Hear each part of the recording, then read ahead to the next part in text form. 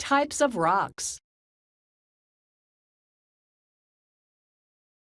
A natural resource is something that is found in nature and can be used by all living organisms on Earth. For example, water, air, plants, animals, etc. Rocks are also an example of a natural resource. Let us learn about rocks in detail. The Earth is formed in layers. The topmost layer is called the crust. The crust is made of rocks. Rocks can be very big. They can be very tiny. They can be made of different colors and have many different shapes. There are 3 types of rocks. Their names tell how they're formed. Under the ground, there is hot, molten rock. This is called magma. When magma cools, it becomes rock. Magma comes up to the surface from volcanoes.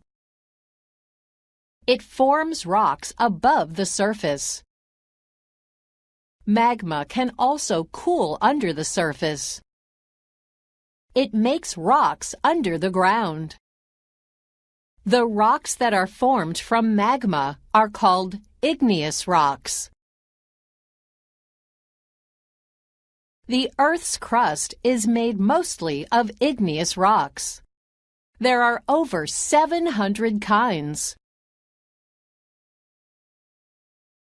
Sometimes, pieces of rocks, minerals, and soil are moved by wind and water.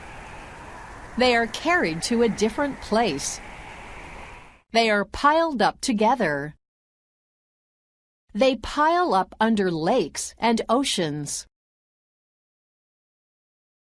They get pressed together over time. The rocks that are formed in this way are called sedimentary rocks. That's because the parts that make them up are called sediments. Other rocks change from one kind to another.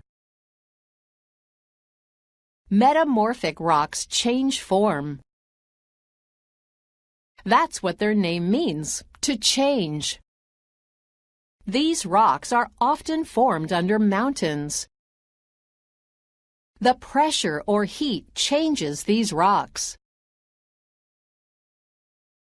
Basalt can change into granulite.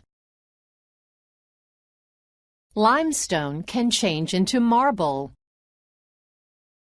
Have you ever seen something made of marble? Maybe a statue, a countertop, or a building? Rocks are used in many different ways in our world. Can you think of some ways in which we use rocks? A rock called graphite is used in pencils. We build houses with rocks. We make walls and fireplaces. We also use them for jewelry. We think of rocks as being very strong. That's why we use them in our buildings. But they do wear away over time. Wind and water wear them down. What happens when rocks break down? They become part of the soil. Let us now summarize what we have learned.